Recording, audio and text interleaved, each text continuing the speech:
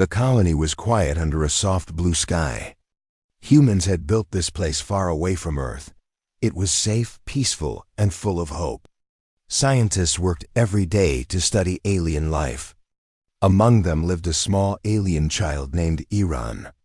He was not like the others. He did not laugh much. He did not play like normal children. Iran lived with Dr. Hale and her team. They found him years ago on an empty planet. No family, no history, just a child alone. He was different but harmless, so they decided to protect him most days. Iran sat quietly and watched the sky. He would stare for hours without moving, like he was waiting for something. One morning, everything changed. The colony was calm as usual. People were working, talking, smiling. Dr. Hale was writing notes in her lab. Iran was sitting on the floor drawing with a small pen. Suddenly, Iran dropped the pen. His body froze. His eyes became wide. Then he screamed. It was not a normal scream. It was full of fear, deep fear, like he had seen something terrible. Dr. Hale ran to him quickly. "Iran, what happened?" she asked softly. Iran looked at her, shaking. His small hands were cold. His voice was weak but clear. "They are coming," he said. The room went silent. Dr. Hale frowned. "Who is coming?" she asked. Iran looked toward the window. His eyes filled with panic. "The sky will burn," he whispered. Dr. Hale felt uneasy, but she tried to stay calm. She thought maybe it was just a bad dream. "It's okay, you are safe here," she said. But Iran shook his head slowly. "No. Not safe," he said later that day. Iran started drawing again, but this time, his drawings were different. He was drawing ships. Huge ships in the sky, firing bright lights. Destroying buildings. The details were too perfect. Too real for a child. Dr. Hale looked at the drawings carefully. Her face slowly changed. She had seen something like this before. She opened her computer. She searched for a classified file. A secret war simulation created by the military. The images on the screen appeared. Spaceships, attacks, destruction. Dr. Hale looked back at Iran's drawing. Then at the screen. They were the same. Her heart started beating faster. "How did you draw this?" she asked. Iran did not answer. He kept drawing. More ships, more fire, more destruction. Then he stopped again, his hand shaking. "They always come from the dark side," he said quietly. Dr. Hale stepped back slowly. This was not normal. No one had shown him these images. These files were locked, secret, impossible to access. She called the other scientists. They all gathered around the drawings. Everyone looked confused. "This could be coincidence," one of them said. But Dr. Hale shook her head. "No child can imagine this level of detail," she said. Iran suddenly spoke again. "We lose," he said. Everyone looked at him. "What do you mean?" Dr. Hale asked. Iran looked at her with sad eyes. "Humans lose." "Every time," he said. Silence filled the room again. Dr. Hale felt a chill run through her body. "Every time." "What do you mean, every time?" she asked slowly. But Iran did not answer. He just looked at the sky again. Like he was remembering something far away. Something that had not happened yet. That night, Dr. Hale could not sleep. She kept thinking about the drawings. She checked the classified files again. Every detail matched perfectly. The same ships, the same attack patterns, even the same explosion points. It was impossible, unless... Iran knew something they did not. The next morning, Dr. Hale made a decision. She sent a secure message to the government. "This is urgent," she wrote. "We have a child who knows the future." Hours later, a reply came. "Do not tell anyone. Keep the child under control. We are coming." Dr. Hale looked at Iran sitting quietly again. He looked small, harmless, but now she knew. There was something inside him, something dangerous. Something that knew a war that had not even begun. And far above the colony, beyond the peaceful blue sky, Something was already moving, something that Iran had seen before. And this time, it was coming closer. The air inside the colony felt different now. It was still quiet, but not peaceful anymore. After the message was sent, everything changed. Security increased. Cameras were watching every corner. Scientists were no longer smiling, they were waiting. Iran sat alone in a small white room. There were no toys, no colors, just walls. A soft light above him flickered slightly. He did not react. Dr. Holly stood behind the glass. Watching him, her eyes were tired but focused. "Start recording," she said quietly. A man pressed a button. The test began. Dr. Holly walked into the room slowly. She sat in front of Iran. He did not look at her. "Iran," she said gently, "can you tell me what you see?" Iran blinked slowly. Then he spoke. "I see fire," he said. Dr. Holly took a deep breath. "Where is the fire?" she asked. Iran lifted his head slightly. His eyes looked far away, in the sky. "Above the city," he said. Dr. Holly nodded slowly. "What city?" she asked. Iran paused. His small fingers moved on the table. Like he was remembering. "This one," he said. Dr. Hale's heart skipped. "That hasn't happened," she said carefully. Iran looked confused. "It already happened," he replied. Silence filled the room. Dr. Holly leaned forward. "When did it happen?" she asked. Iran shook his head slowly. "I don't know time like you," he said. "It just repeats." Dr. Holly felt a chill. "Repeats," she whispered. Iran nodded. "Yes." Again and again, Dr. Holly tried to stay calm. "Tell me about the ships," she said. Iran's face changed. Fear returned instantly. "They are not ships," he said softly. "They are hunters." Dr. Holly frowned. "Hunters," she repeated. Iran nodded again. "They don't come to fight," he said. "They come to erase." Dr. Hale's hands tightened slightly. "Erase what?" she asked. Iran looked at her directly for the first time. "Everything," he said. Dr. Holly stepped back slowly. "Can you describe them?" she asked. Iran closed his eyes. "They are dark." "Like shadows," he said. "They move without sound. They break the sky open." Dr. Holly quickly wrote notes. "Do humans fight back?" she asked. Iran nodded slowly. "Yes." "Many times," he said. "And what happens?" she asked. Iran's voice became weaker. "We lose," he said again. Dr. Holly looked at him carefully. "You said many times." "How many times?" she asked. Iran stayed silent for a moment. Then he whispered, "I don't remember the first one." Dr. Holly froze. "You mean this has happened before?"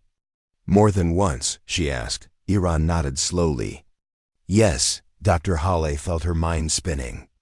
This was not just prediction. This was memory. But memory of something that had not happened yet. She changed her question. "Iran, how do you know all this?" she asked. Iran looked down at his hands. "I was there," he said quietly. Dr. Holly felt her breath stop. "You were there," she repeated. Iran nodded. "I saw it," he said. "I heard them. I felt the end." Dr. Holly stepped back. This was impossible. "Iran, you are just a child," she said softly. Iran looked up again. "No," he said. "Not before." Dr. Holly stared at him. "What do you mean?" she asked. Iran's eyes filled with something strange. "Not fear this time, but sadness. I was older," he said. "I was not small like this." Dr. Hale's hand started to shake slightly. "What were you?" she asked slowly. Iran opened his mouth, but stopped. His body suddenly stiffened. His eyes widened again. Dr. Holly felt it instantly. Something was wrong. "Iran," she said quickly. "What is it?" Iran looked toward the ceiling. Like he could see through it. "They found us," he whispered. Dr. Hale's heart started racing. "Who found us?" she asked. Iran's voice trembled. "They were not supposed to come this early," he said. Alarms suddenly started ringing in the colony. Red lights flashed across the walls. A loud voice echoed through the building. "Unknown signal detected." "Unknown signal detected." Dr. Holly froze. Her eyes moved slowly toward the glass window. People were running outside. Panic was spreading. She looked back at Iran. "You said the date was later," she said. Iran shook his head, fear now stronger than before. "This is wrong," he said. "This did not happen like this." Dr. Holly felt cold fear in her chest. "What changed?" she asked. Iran looked at her. "You did," he said. Before she could speak again, the lights went out for a second. Then came back, and in that moment, Iran whispered something that made everything worse. "They are already here." The alarms did not stop. They became louder, faster, like a heartbeat. Red lights flashed across every hallway. People were running without direction. Fear had replaced control. Dr. Hall grabbed Iran's hand tightly. "This way," she said. She pulled him out of the white room. Guards rushed past them, shouting orders. "Unknown object detected near orbit. Signal is not human." Iran walked quietly beside her. But his eyes were not on the people. He was watching the ceiling. "They are looking," he whispered. Dr. Holly felt her grip tighten. "Looking for what?" she asked. Iran did not answer. They reached a secure control room. Heavy doors closed behind them. Inside, screens covered the walls, space images, signals, warnings. A large shape appeared on one screen, dark, silent, and too still. No engines, no lights, just there. Everyone in the room stared. "What is that?" one officer said. "No movement." "No signal reply," another said. Dr. Holly stepped forward, her eyes fixed on the screen. Iran slowly moved beside her. "That is not the attack," he said quietly. "That is the door." The room went silent again. "Door," the officer repeated. Iran nodded slowly. "They always send this first," he said. "It opens the way." Dr. Holly felt something cold in her chest. "How do we stop it?" she asked quickly. Iran looked at the screen, his face pale. "You don't," he said, before anyone could react. A new voice filled the room. "Step away from the child." Everyone turned. A group of armed soldiers entered, dressed in black, faces hidden. At the front stood a man with a calm expression. "I am Commander Reyes," he said. Dr. Holly frowned. "You were not supposed to be here yet," she said. Reyes smiled slightly. "We moved the timeline," he replied. Dr. Holly felt something was wrong. "What do you mean?" she asked. Reyes stepped closer to Iran, looking at him like he was not a child, but a weapon. "We knew about him before you sent the message," Reyes said. The room went quiet again. Dr. Hale's eyes widened. "That's not possible," she said. Reyes tilted his head slightly. "You think your message was the first," he said. Dr. Holly felt her heart drop. "There were others," he continued, "other timelines, other versions of this moment." Iran suddenly stepped back. "You are the mistake," Iran said. Reyes looked at him with interest. "Ah, you remember more than I expected," he said. Dr. Holly looked between them, confused. "What is he talking about?" she asked. Reyes ignored her, his eyes still on Iran. "You tried to stop the war before," Reyes said. "And you failed." Iran's breathing became faster. "No. Not like this," he whispered. Dr. Holly stepped in front of Iran. "Stay away from him," she said firmly. Reyes' smile disappeared. "You don't understand," he said. "That child is not here to save you." Dr. Holly shook her head. "He is trying to help us," she said. Reyes laughed softly. "No," he said. "He is the reason they come faster." The room froze. Dr. Holly turned slowly to Iran. "Is that true?" she asked. Iran looked down, silent. "That's impossible," she said. Reyes stepped closer again. "Every time he appears, they find us sooner," he said. "He is like a signal." Dr. Holly felt her mind breaking. "Why?" she asked. Reyes looked at Iran carefully. "Because he is not just remembering the war," he said. "He is connected to it." Iran suddenly covered his ears. "Stop," he said. "Don't say it." Reyes ignored him. He is part of them, he said. Dr. Holly stepped back in shock. No, she whispered. Iran looked at her with fear and pain. I didn't know, he said. The screen behind them suddenly changed. The dark object in space started to move. Slowly at first, then faster, a crack of light appeared around it. Like something was opening, everyone in the room stared. It's activating, an officer shouted. Reyes looked at the screen, calm again. It begins, he said. Dr. Holly grabbed Iran's shoulders. Tell me how to stop this, she said desperately. Iran looked at the opening in space, his voice shaking. You can't stop the door, he said, but you can stop what comes through. Dr. Holly held her breath. How? She asked. Iran looked at her, tears in his eyes. You have to choose, he said. Choose what? She asked. Iran whispered. Me. Or them. Before she could understand. The door in space fully opened, and something began to come out. Something that was never in his memories before. Something new, something worse. The sky above the colony was no longer blue. It had turned dark, like something was covering it. People stood outside, frozen in fear. No one spoke.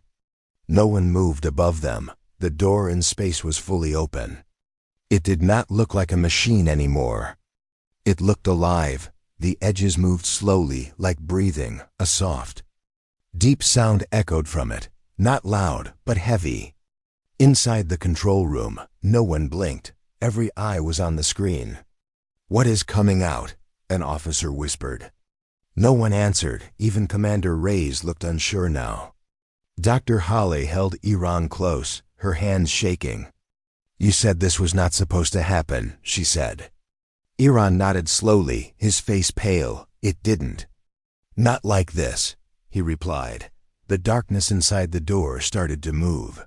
Something was pushing through. At first, it looked like smoke. Then it became thicker, heavier. Then it formed shape, not a ship, not a creature, something between both. It had no clear body, but it was there, like a shadow that refused to stay flat. It's not one of them, Iran whispered. Dr. Holly looked at him quickly. Then what is it? She asked. Iran shook his head slowly. I don't know, he said.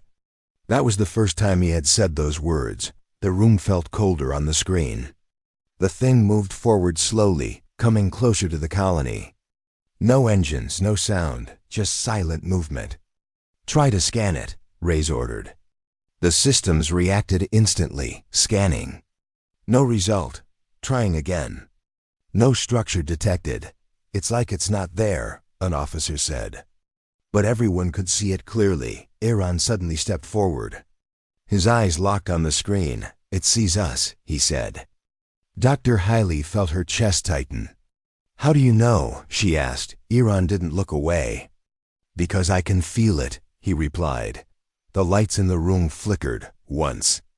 Twice. Then everything went silent for a moment. No alarms, no voices, just stillness. Then the main screen went black. Everyone gasped. What happened? Someone shouted. The system came back suddenly, but the image had changed. It was no longer showing space, it was showing. Inside the colony, a hallway, empty and quiet. Dr. Holly frowned. That's not possible, she said. They changed the camera manually.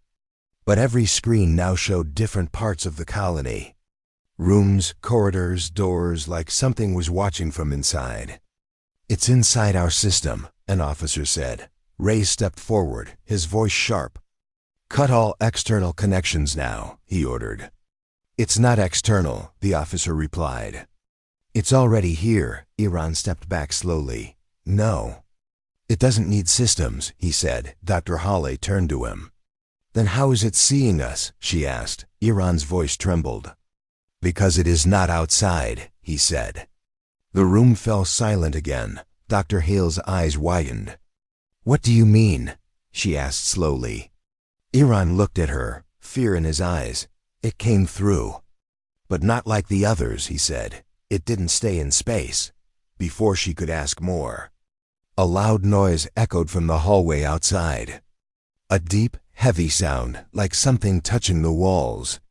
Everyone turned toward the door. Guards raised their weapons. The sound came again, closer this time then. Silence. A soft knock echoed on the metal door. 1, 2, 3. No one moved. Dr. Hale held Iran tighter. "What is it doing?" she whispered. Iran's voice was barely audible. "It's learning," he said. The door sensors suddenly activated. Without anyone touching it, the system blinked red. "Access request detected." Reyes stepped forward. "Do not open that door," he said firmly. The screen next to it flashed. "Identity recognized." Everyone froze. "Recognized," Dr. Hale repeated. "That's not possible." The system processed again. Then displayed a name that made Dr. Hale's blood run cold. Dr. Hale access Giarente. He stepped back in shock. "That's not me," she said quickly. Iran looked at the door, trembling. "It's copying you," he whispered. The door slowly unlocked with a soft click. The heavy metal began to slide open. Darkness filled the gap.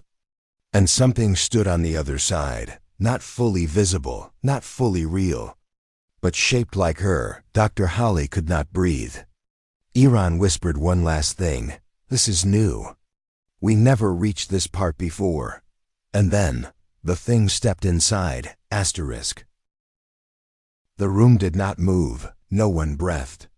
The thing stood just inside the door, shaped like Dr. Hale, but not her. Its face looked almost correct, but something was wrong. The eyes were empty, too still. It tilted its head slowly, watching everyone. Dr. Hale stepped back, her voice shaking. "Stay where you are," she said. The thing smiled. But the smile was too wide, too slow. "I am where I need to be," it said. Its voice sounded like hers, but deeper. Like two voices speaking together. Iran pulled back, hiding behind her. "It learned fast," he whispered. Commander Reyes raised his weapon. "Fire," he ordered. The guards did not hesitate. Bright shots filled the room. The thing did not move.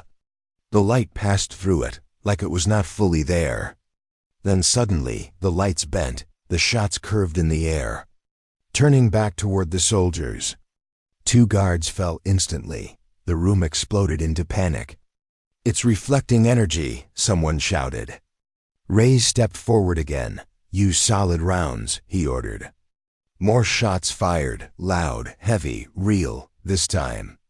The bullets hit, but not like expected. They slowed down before touching it, then dropped to the floor. Like gravity had changed around it. "It's not just copying," Dr. Hale said. "It's controlling." The thing turned its head toward her slowly. "Learning," it corrected. Iran covered his ears. "Don't talk to it," he said. The thing looked at him, for the first time.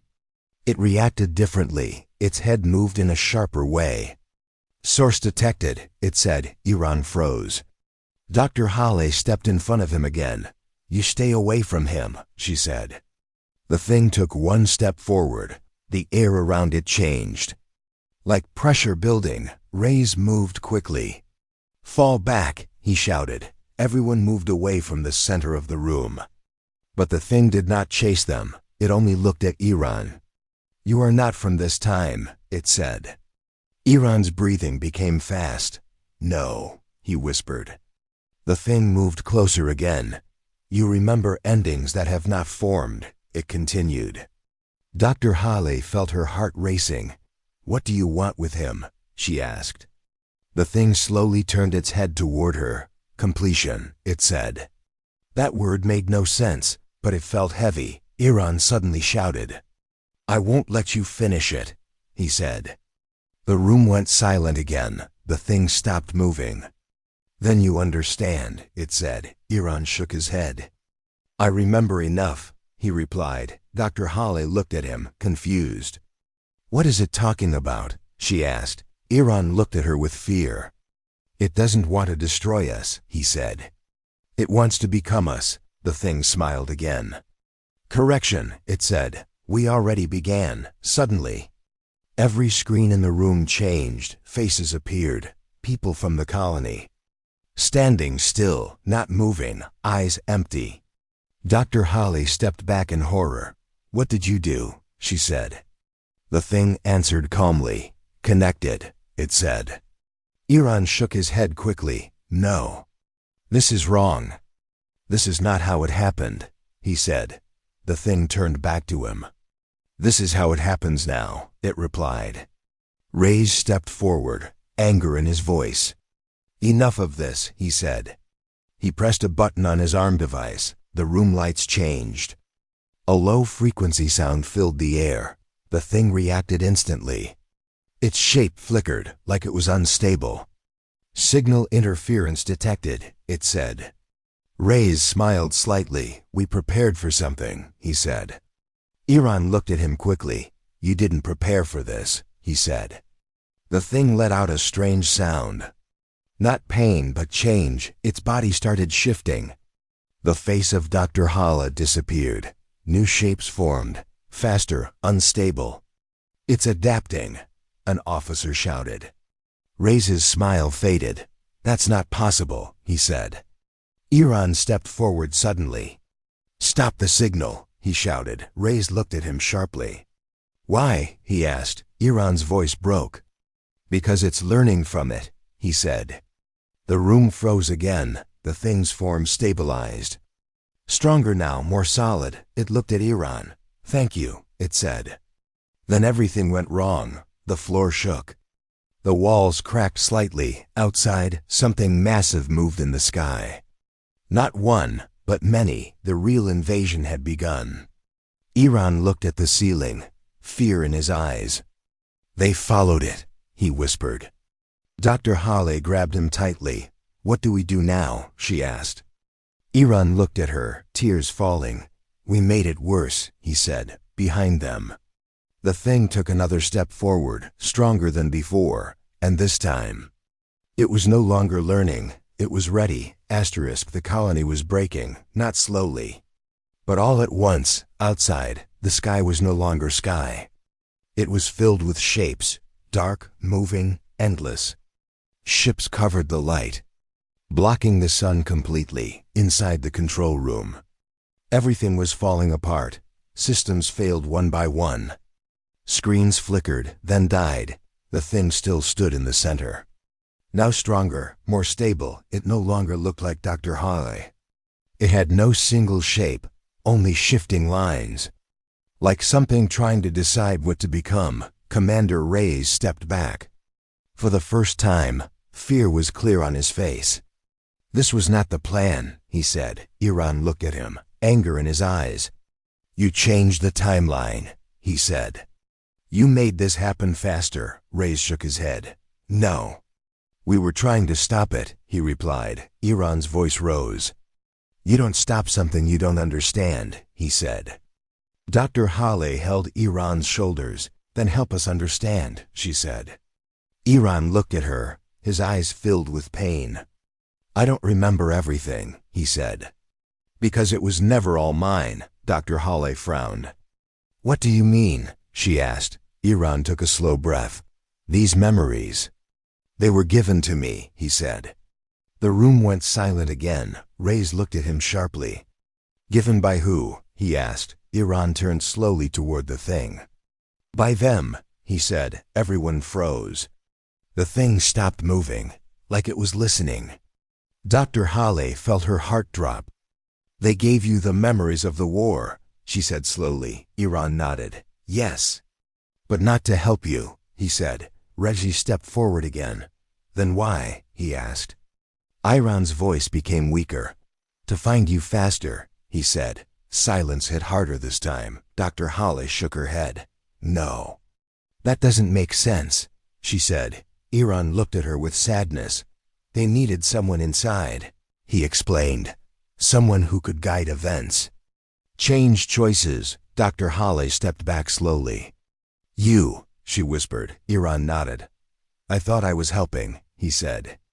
"But I was opening the path." The thing moved again, its form becoming clearer. "You are the key," it said. Iran closed his eyes. "I know," he replied. Outside, a loud explosion shook the ground. Parts of the colony started collapsing. People screamed in the distance. The war was no longer coming. It was already here.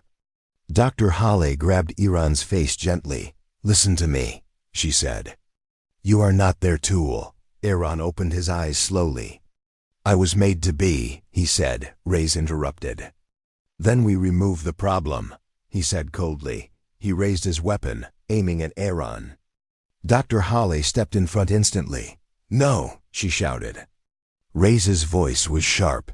"If he is the key, then he is the target," he said. Iran did not move. "If you kill me now," he said quietly, "you finish what they started." Reyes hesitated for a second. "What do you mean?" he asked. Iran looked at the thing.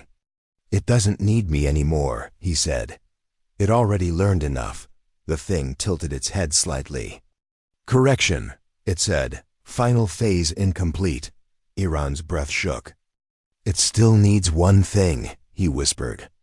Dr. Hale felt fear rising again. "What thing?" she asked.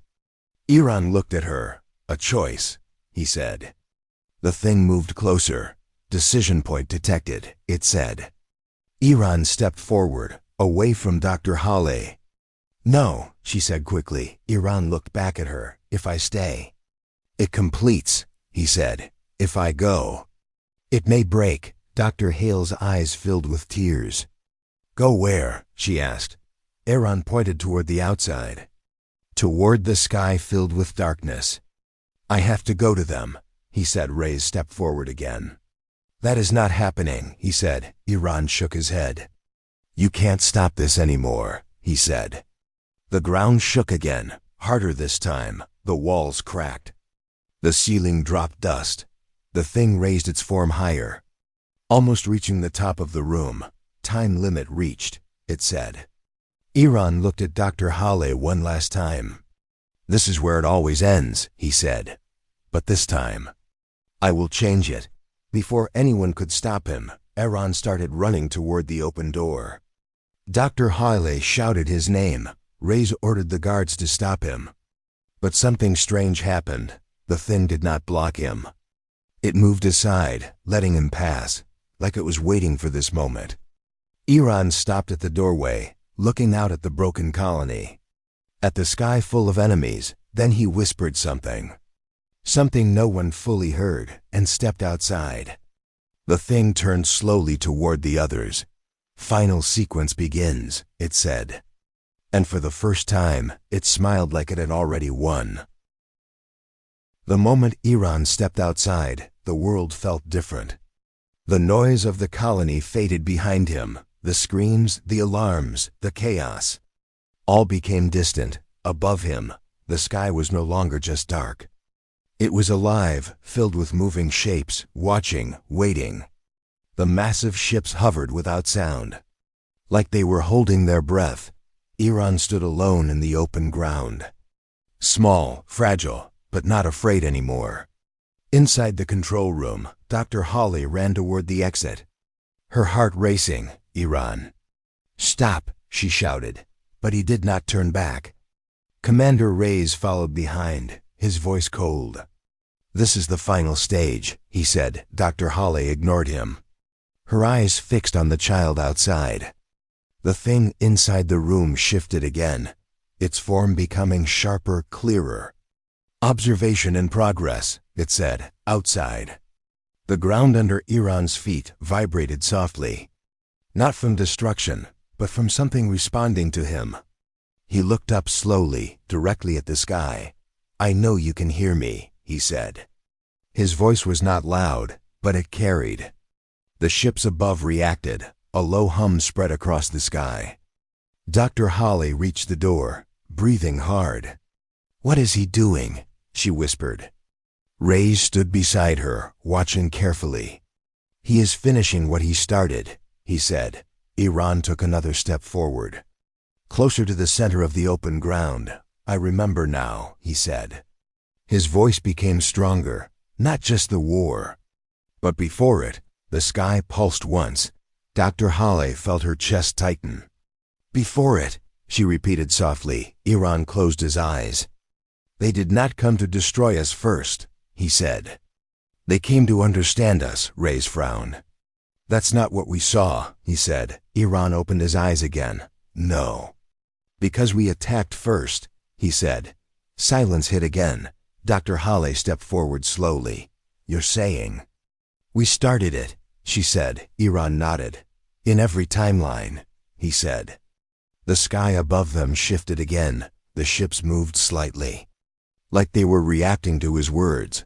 They sent the memories to me, Iran continued. So I could change that moment. Dr. Hale's voice trembled. So you could stop the war, she said. Iran shook his head slowly. No, he said. So I could complete it. Reyes stepped forward. Anger rising. That makes no sense, he said. Iran looked at him. Calm now. The war is not about winning, he said. It is about becoming something else, inside the control room. The thing reacted. Truth alignment detected, it said. Dr. Halle looked at it in fear. What does that mean? She asked. The thing answered calmly. Transformation phase confirmed. Outside. The air around Iran began to change. Soft waves of energy moved around him. Dr. Hale's eyes filled with tears. Iran, come back, she said. We can still fix this. Iran smiled gently. This is the fix, he said. He looked up again. I choose not to fight, he said. The sky went completely still. Every ship stopped moving. Even the sound disappeared for a moment. It felt like time had stopped. Then something impossible happened. The ships began to change. Not attacking, not moving forward, but shifting shape, like they were responding. Dr. Halle stepped forward in shock. It's working, she whispered. Reyes looked confused. No. This is not a victory, he said. Iran's body started glowing softly. The same energy from the sky surrounded him. They are not enemies, he said. They are evolution, Dr. Halle cried out. What about you? She asked. Iran looked back at her one last time. I was never just a child, he said. I was the bridge. The light around him became brighter. His form slowly started fading. Dr. Halle ran toward him. Iran. Don't leave, she shouted, but she could not reach him. The space around him distorted, like he was becoming part of something bigger. Inside the control room, the thing began to break apart. Connection lost, it said. Its form collapsed, turning into nothing outside. The ships slowly moved away, not attacking, not chasing, just leaving. The sky slowly returned to blue. The light came back. The silence ended. Dr. Halle fell to her knees where Iran once stood. There was nothing there now, no child, no sign, only calm. Commander Reyes looked at the sky. His voice low. What just happened? He said. Dr. Halle whispered softly. He changed the ending, far beyond the sky. Beyond what humans could see, something new had begun. Not a war, not a victory, but a connection. And somewhere in that endless space, Iran still existed, not as a child, but as something more. Something that remembered every ending and chose a different one.